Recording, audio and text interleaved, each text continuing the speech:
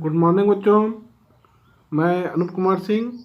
आज मैं कक्षा 9 के भौतिक विज्ञान का पहला चैप्टर गति अर्थात मोशन का पहला पार्ट पढ़ाने जा रहा हूँ। तो इस चैप्टर में जैसा कि पार्ट का नाम गति है, तो गति पहले क्या होती है। हमारे दैनिक जीवन में गति शब्द को हम बहुत बार सुने हैं। जब हम अपने चारों ओर घूमती हुई वस्तुओं को देखते हैं, उनमें से कुछ तो एक स्थान से दूसरे स्थान की ओर चलती हैं। जैसे कार सड़कों पर चलती है, हवाई जहाज एक शहर से दूसरे शहर की ओर उड़ता है। कभी कभी हमें वस्तुओं की गति की अनुभूति आसानी से हो जाती है, जैसे कि दैनिक कार्यों में हम खेलते हैं, दौड़ते हैं और चलते हैं और साइकिल चलाते हैं, तो और वाहनों की गति को हम देखते हैं। तो हमें अप्रत्यक्ष प्रमाण से वस्तुओं की गति का आभास तो आसानी से हो जाता है, जबकि प्रत्यक्ष प्रमाणों से गति की अनुभूति आसानी से नहीं हो पाती। जैसे वायु की गति का आभास हमें हल्की वस्तुओं जैसे धूल, कागज, पेड़ों की टहनियों के हिलने से होता है। अर्थात गति को डिफाइन करने के लिए हमें किन चीज़ों का ध्यान रखना होता है। गति का अनुभूति में तब होता है जब किसी स्थिर बिंदु के सापेक्ष हम गति की स्थिति को देखते हैं। अर्थात यदि कोई वस्तु समय के साथ अपनी स्थिति को बदलती है, जब कोई वस्तु समय के साथ अपनी स्थिति को बदलती है, तब समय के साथ उसकी स्थिति में परिवर्तन ही गति कहलाता है। जैसा कि आपको परिभाषित किया गया है यहाँ पे देखिएगा, गति अर्थात मोशन, यदि कोई वस्तु समय के साथ अपनी स्थिति बदलती है, समय के साथ साथ उसकी जो स्थिति है बदलती है, तब समय के साथ उसकी स्थिति में जो परिवर्तन होता है वही गति कहलाती है। इसके बाद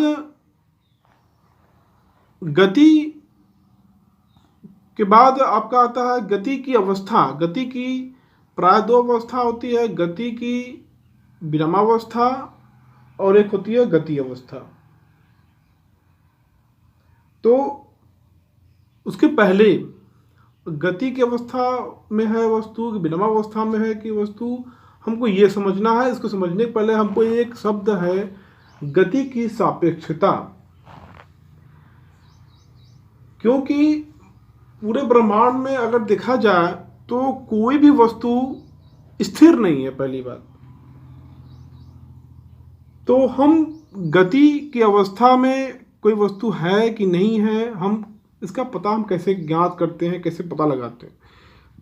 इसके पहले हमको एक शब्द का कॉन्सेप्ट क्लियर करना पड़ेगा।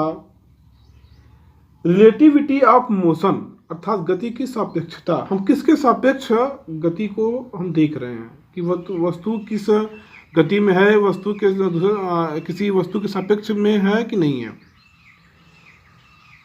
यानी कि विराम एवं गति सापेक्षिक शब्द है। और किसके सापेक्ष है हमको ये समझना है। जैसे कि एक ही वस्तु,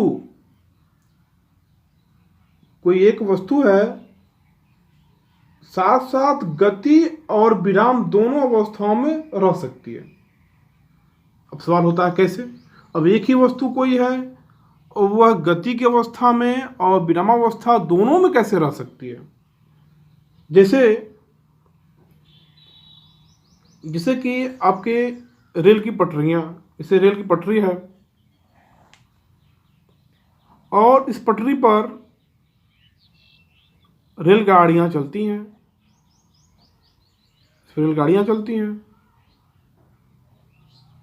इस प्रकार से। और इस रेलगाड़ी के अंदर कुछ सवारी बैठे हुए हैं, इसमें यात्री बैठे हुए हैं, सवारी कर रहे हैं। और साइड में कुछ पेड़ पौधे हैं, यहाँ लगे हुए हैं, या फिर खंभे होंगे, पोल खड़े होंगे बिजली के, इस प्रकार से वृक्ष होंगे बड़े बड़े, साइड में भी होंगे, इधर भी होंगे, हर तरफ होंगे, दिखाई देते हैं। तो अब समस्या ये आती है कि अब ये रेलगाड़ी गति की अवस्था में है कि स्थिर अवस्था में है। अब हम, अगर कोई व्यक्ति बाहर स्थित है, रेलगाड़ी में नहीं बैठा हुआ है, तो ये व्यक्ति स्थित है, खड़ा है, इसकी स्थिति में परिवर्तन नहीं हो रहा है। तो इस व्यक्ति जो स्थिर है, स्थिर व्यक्ति है, तो इस स्थिर व्यक्ति के सापेक्ष यह जो रेलगाड़ी जो गतिमान है, इधर की ओर जा रही है, जो गति की अवस्था में है, तो इस स्थिर वस्तु, इस पोल खंभे के सापेक्ष या इस वृक्ष के सापेक्ष, इन वृक्षों के सापेक्ष क्या करे, गति की अवस्था में, अर्थात ये गति की अवस्था में कहलाएगी। इस स्थिर व्यक्ति के सापेक्ष या पोल या पेड़ पौधों के सापेक्ष, जो कि बाहर हैं, जो कि रेलगाड़ी में नहीं बैठे हुए हैं, बाहर हैं, स्थिर हैं एक जगह, तो इनके सापेक्ष यह ट्रेन गति की अवस्था में कहलाती है। परंतु इस रेलगाड़ी के अंदर जो यात्री बैठे हुए हैं, जो सवारी कर रहे हैं, अब रेलगाड़ी गति कर रही है, इसमें बैठा हुआ सवारी भी साथ साथ गति कर रहा है, दोनों की गति समान है, दोनों। और तब यहाँ पर क्या हो जाएगा, तो इस रेलगाड़ी में सवार यात्री के सापेक्ष यह रेलगाड़ी विरामावस्था में कहलाएगी। दोनों की गति समान है, उसमें यात्री बैठा हुआ है, क्योंकि उनके सापेक्ष सवारियों की स्थिति बदलती रहती है, परंतु वे एक दूसरे के सापेक्ष विरामावस्था में हैं। जैसे कि जो इस रेलगाड़ी में बैठी हुई सवारियां हैं, जो यात्री हैं, पटरियों के किनारे जो खड़े हुए वृक्ष या पोल खंभे के सापेक्ष गति की अवस्था में है, क्योंकि उनके सापेक्ष सवारियों की स्थिति बदल रही, इन सवारियों की पोजीशन जो है कि इनका बदल रहा, लगातार बदल रहा, समय के साथ ये आगे बढ़ रहे हैं, तो गति की अवस्था में कहलाएगी। परंतु यह रेलगाड़ी और उसमें बैठा हुआ यात्री अर्थात सवार एक दूसरे के सापेक्ष विरामावस्था में, अब तो क्लियर समझ आ रही होगी, क्योंकि वे एक दूसरे के सापेक्ष उनकी स्थिति में परिवर्तन नहीं हो रहा, क्योंकि रेलगाड़ी के सापेक्ष भी उनकी स्थिति में परिवर्तन नहीं होता है। अतः अब गति की सापेक्षता को समझ में आया होगा। हम गति जब बात करते हैं तो किसके सापेक्ष वो गति की अवस्था में है। अगर हम देखा जाए, ऐसे हमने बताया कि इस ब्रह्मांड में कोई भी वस्तु स्थिर नहीं है, गति की अवस्था में है। जैसे अब हम सवाल उठता है कि पेड़ पौधे स्थिर हैं, गति अवस्था में नहीं है। पेड़ पौधे कहाँ हैं, पृथ्वी पर स्थित हैं। अब पृथ्वी लगातार सूर्य का चक्कर लगा रही है और स्वयं अपने अक्ष पर घूम रही है, तो वो भी घूम रही है। अर्थात पृथ्वी के सापेक्ष अगर देखा जाए तो यह वृक्ष या यह पोल या खंभा क्या है, स्थिर अवस्था में, मतलब अर्थात विरामावस्था में, क्योंकि अगर पृथ्वी घूम रही है तो उनके साथ साथ ये खंभे और ये वृक्ष भी घूम रहे होंगे, क्योंकि उसी पर वह विद्यमान है। परंतु अब यह पृथ्वी जो हमारी है, यह पृथ्वी अब सूर्य के चारों ओर, जो सूर्य है इसके चारों ओर परिक्रमा कर रही है। ये भी तो आगे बढ़ रही है, अपनी धुरी पर घूमते हुए आगे बढ़ रही है, अर्थात ये भी गति कर रही है। तो सूर्य के सापेक्ष, चूंकि स्थिर है, तो सूर्य के सापेक्ष यह पृथ्वी घूम रही है, अर्थात ये वृक्ष और पोल भी घूम रहे हैं। तो यानी कि इस स्थिर बिंदु अर्थात सूर्य के सापेक्ष पृथ्वी, खंभे या पेड़ पौधे सब गति की अवस्था में कहलाते हैं। अर्थात सभी वस्तुएं गति की अवस्था में है तो विरामावस्था में कौन है? तो ये समझने के लिए हमको सापेक्षता का कॉन्सेप्ट समझना आवश्यक हो जाता है। जैसा कि सापेक्षता को डिफाइन किया जाता है यहाँ पे समझने के लिए, यदि किसी वस्तु को गति की अवस्था में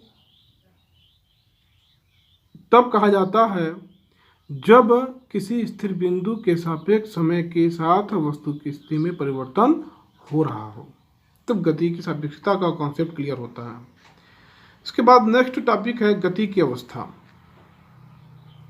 जैसा कि आपको बताया गया, गति की अवस्था दो प्रकार की होती है, एक विराम की अवस्था और एक होती है गति की अवस्था। तो विराम की अवस्था क्या होती है? विराम की अवस्था अर्थात यदि किसी वस्तु की